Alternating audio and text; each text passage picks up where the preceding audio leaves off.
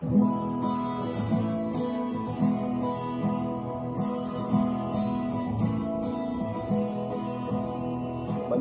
makinig, matuto. Manood, makinig at matuto. May aral natin ang kwento ng bayan ko.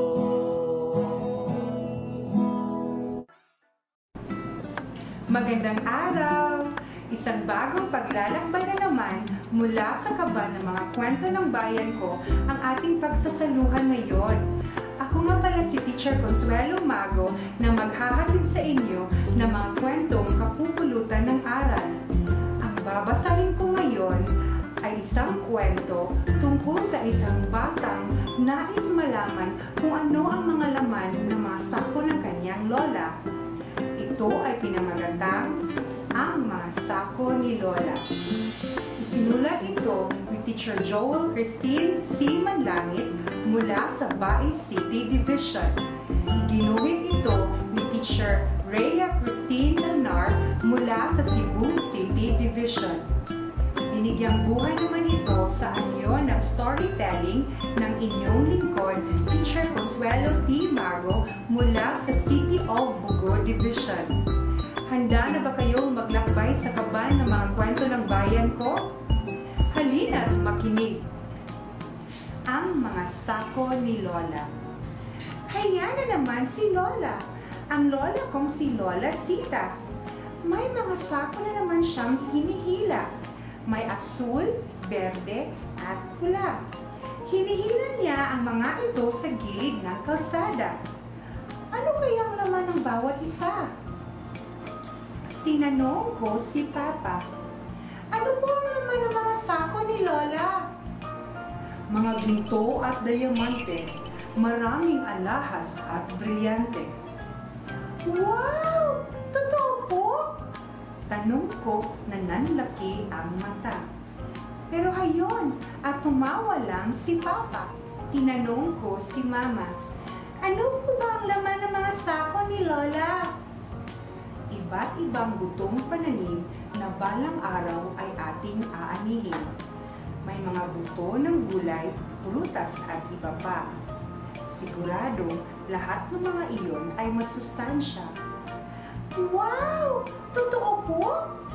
Tanong ko na nanlaki ang mata. Pero hayon, at tumawa lang si Mama. Tinanong ko si Lolo. Ano po ba ang laman ng mga sako ni Lola? Naku po, ang mga sako ni Lola ay huwag mong bubuksan, sapagkat ang laman ng mga iyon ay mga nakakatakot na nilalang. Talaga po? Tanong ko na nanlaki ang mata. Pero hayon, at si Lolo ay tawa ng tawa. Tinanong ko si Kuya. Ano po ang laman ng mga sako ni Lola? Wala naman talagang laman ng mga sako.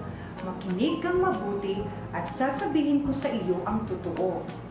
Ang mga sako ni Lola ay nagiging magic carpet sa gabi. Dadalhin ka sa iba't ibang lugar at sa bilis nito, ika'y mapapatili. Wow! Talaga po? Tanong ko na nanlaki ang mata. Pero hayon, at tumawa lang si Kuya. Tinanong ko si Ate, ano pong laman ng mga sako ni Lola? Alam kong hindi ka panipaniwala, pero ang mga sako ni Lola ay mahiwaga.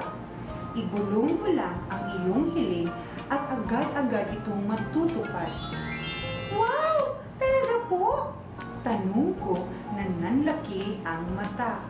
Pero hayon, at si Ate ay tawa ng tawa. Gusto ko talagang makita kung ano ang laman ng mga sako ni Lola. Kaya, dahan-dahan ko silang binuksan. Pigil ang hininga at nang hindi mabisto. Laking gulat ko nang aking makita. Ang laman ng mga sako ni Lola ay basura. Paglingon ko ay nakita ko si Lola. Akala ko'y papagalitan ako, pero hindi pala. Soso, Halika't ipapaliwanag ko sa iyo kung bakit lagi akong may itinatabing mga sako. Pinaghihiwalay ko ang mga basura. Isang sako para sa nabubulok, isa para sa hindi nabubulok, at isa para sa delikado. Ngayon ay naiintindihan ko na ang kabutihang ginagawa ni Lola. Paligid ay nagiging malinis, maayos, at magandang tingnan kapag basura'y hiwa-hiwalay ang lalagyan. Kaya na nga at paparating na ang truck ng basura. Tutulungan ko si Lola sa mga sakong dala. Dahil hindi lang mga alahas at diamante ang maituturing na kayamanan. Makikita rin ito sa isang malinis na kapaligiran. At dito nagtatapos ang ating kwentong Ang Mga Sako ni Lola. Sana ay may natutunan at napulot kayong aral mula sa kwento. Hanggang sa muli, ito si Teacher Consuelo. Paalam! Ang kaban ng mga kwento ng bayan ko ay mula sa amin ng Bureau of Learning Resources at ng mga Learning Resources Management Section ng Kagawaran ng Edukasyon. Manood, makinig, at matuto.